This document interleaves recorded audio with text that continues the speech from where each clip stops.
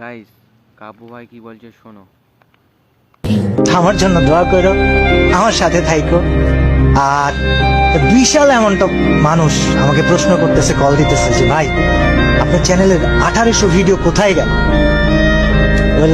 কোথায় গেল কি হলো তোমাদেরকে বলবো না, তবে বিষয় হচ্ছে যে একটা পরিকল্পনা ছিল, আছে।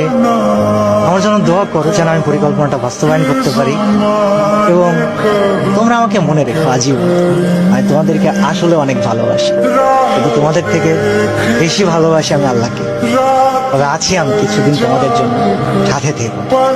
আর অফিসিয়ালদেরকে আমি বলবো, আপনারা যদি আমার এই ভিডিওটা দেখে থাকেন আমাকে খারাপ ভাইবেন না। আমি কমিউনিটি গেম এটা আমার কাছে খুবই ভালোবাসার জায়গা।